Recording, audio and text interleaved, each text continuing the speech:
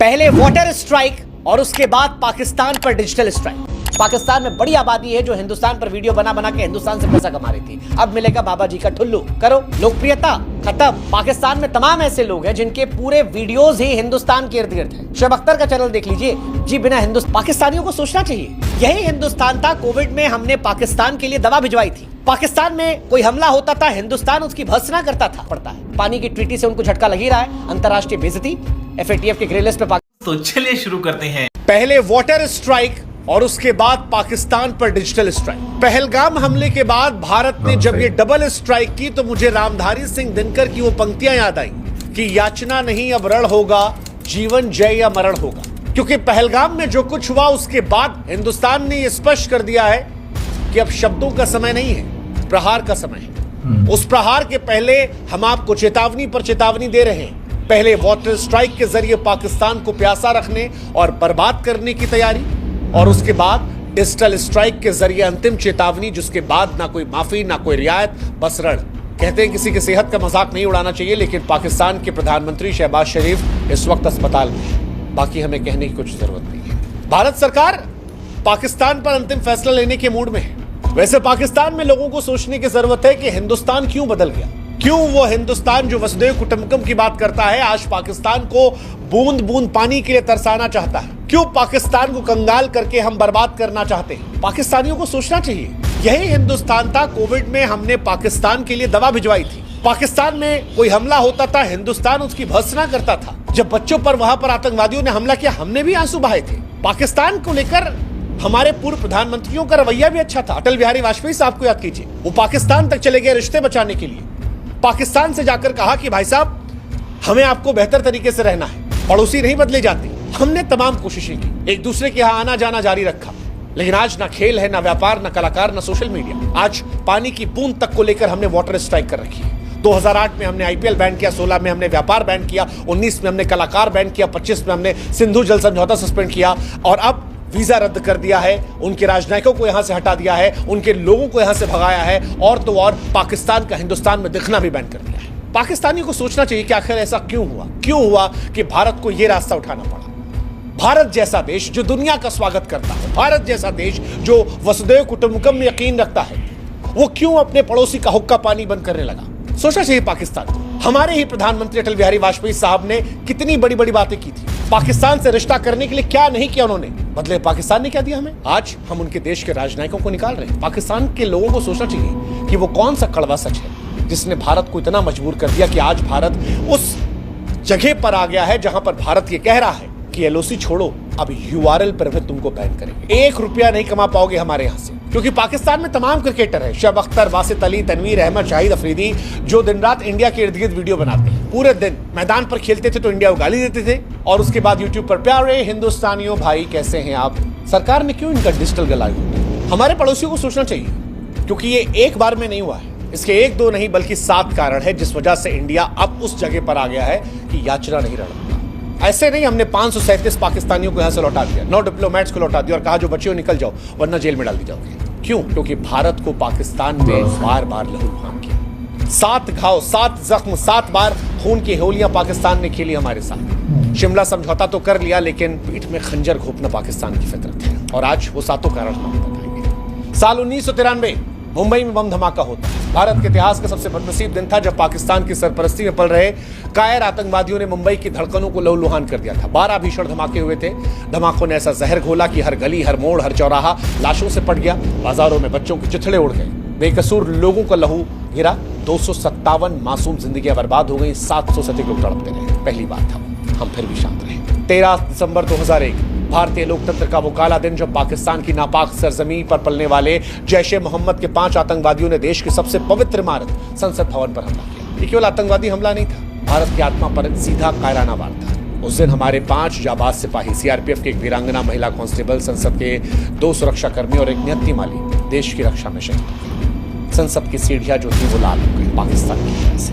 26 नवंबर 2008 की वो भयानक रात, पाकिस्तान की नापाक औलाद लश्कर-ए-तैयबा के 10 पाकिस्तानी आतंकवादियों ने मुंबई को नरक में बदल दिया था। समुद्र के रास्ते पाकिस्तान से आए, ताजमहल पैलेस, ओबराय, CST पर खून का तांडव मचाया। 166 जिंदगियों की मौत हुई थी, 300 से अधिक लोग लापता हुए थे। वो हमला हमला नहीं था, पाकिस्तान की जंगली क्रूरता का खुला प्रदर्शन। अजमल कसाब जिसने मुंह से बताया कि पाकिस्तान की यह साजिश थी, पाकिस्तान ने उसे डिसोन कर दिया। अजमल को फांसी हुई, लेकिन दुनिया जानती हुई पाकिस्तान से आया था।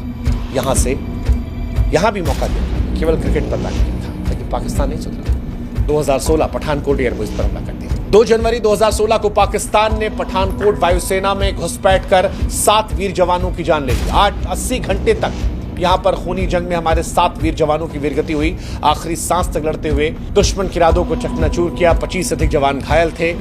एक भी आतंकवादी जिंदा नहीं लौटा, लेकिन पाकिस्तान पूरी दुनिया के सामने फिर एक बार अपनी दहशतगर्दी को लेकर चर्चा में आ गया। इसके बाद 2016 में उरी हमला, वो मनहूस सुबह जब जैश ए मोहम्मद के 4 खूनी आतंकवादियों ने भारतीय सेना के एक कैंप पर हमला किया था। 19 वीर जवानों को शहीद किया था। 30 से अधिक जवान घायल हुए थे। यहां से भारत ने जवाब देना शुरू किया था। भारत ने पाकिस्तान के अड्डों पर हमला किया था और सर्जिकल स्ट्राइक कर दी थी।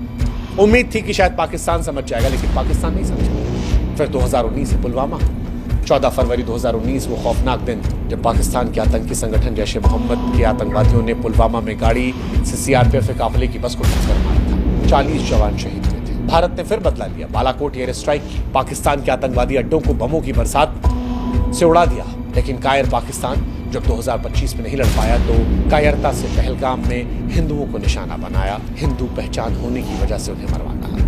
5 आतंकवादी मशीन गन ग्रेनेड लेकर नरसंहार करते। 26 मासूमों की लाशें घाटी पर इसलिए गिराते हैं क्योंकि वो हिंदू थे। हिंदुस्तान में हिंदू मुस्लिम एकता को तोड़ने के लिए 7 हमले 93 से लेकर 2001 संसद, 26/11, 2016 पठानकोट, 2016 उरी, 2019 पुलवामा और 2025 पहलगाम। ये पाकिस्तान के कायराना घिनौनी करतूत के काले धब्बे हैं जो बताते हैं कि पाकिस्तान हमेशा हमारी पीठ पर हमला करता है। और अब बस क्योंकि पाकिस्तान अगर हमसे खुल के लड़ने का साहस नहीं कर सकता, वो साजिशें करके मासूमों के खून को रंगता है और बार बार आतंकवाद के रास्ते पर चलता है, तो फिर हमारे लिए भी अच्छा बनना सही नहीं है। अच्छा होने और बेवकूफ होने में अंतर है।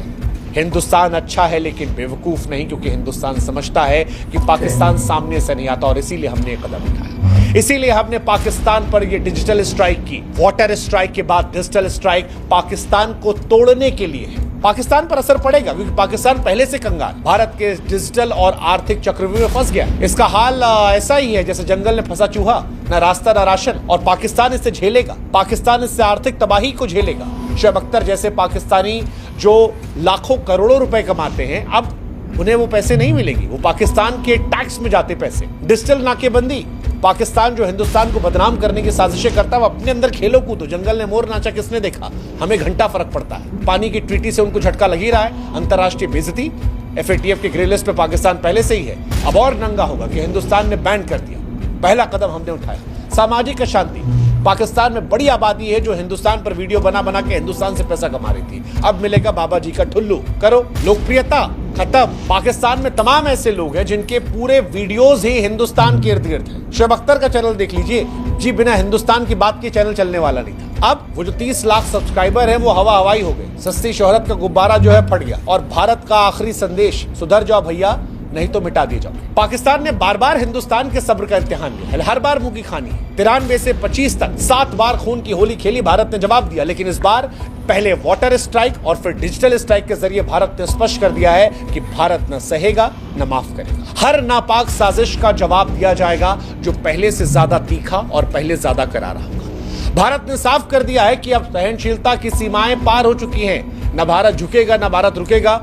अब जो भी करेगा उसको उसी की भाषा में जवाब दिया जाएगा, चाहे वो सीमा पर हो या फिर टीवी की स्क्रीन पर हो, मोबाइल की स्क्रीन पर हो। भारत ने डिजिटल स्ट्राइक के जरिए पाकिस्तान को एक बार फिर आईना दिखाया है कि अपना नापाक चेहरा खुद देखो और डूब मरो। आतंक का साथ देने वालों का भी कोई भविष्य नहीं है। सुधर जाओ या खत्म हो जाओ। इतिहास का हिस्सा बनने को तैयार हो जाओ। भारत स्पष्ट है कि ना पानी, ना पैसा, ना प्रोपेगेंडा। अब पाकिस्तान में कुछ नहीं। और ये अंत नहीं है, यह उस तूफान के पहले की शोर है। उस तूफान के पहले का ये एक तरीके से कह लीजिए टीजर है जो पाकिस्तान को अगले 15-20 दिनों में मिलने वाला है। अगले 15-20 दिनों में पाकिस्तान के साथ कुछ बहुत बड़ा होने वाला है, और उस बड़े होने के पहले पाकिस्तान को कमजोर करने के लिए कदम। जैसे कुर्सी को तोड़ना हो तो उसके पैर तोड़े जाते हैं, ऐसे ही पाकिस्तान को अलग अलग हिस्सों में हिंदुस्तान तोड़ रहा है, जिसके 2 कदम हमने आपको बता दिए। पहला वाटर स्ट्राइक जो पाकिस्तान को पूरी तरह बर्बाद करने के लिए, और दूसरा डिजिटल स्ट्राइक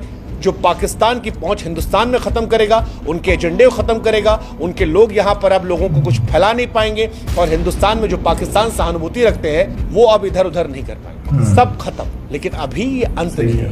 रामधारी सिंह दिनकर ने जो कहा था वही होगा कि याचना नहीं रण होगा, जीवन जय अमर। लिख लो, अगले 10, 15, 20 दिन में पाकिस्तान के साथ कुछ बहुत बड़ा होगा, कुछ बहुत बड़ा।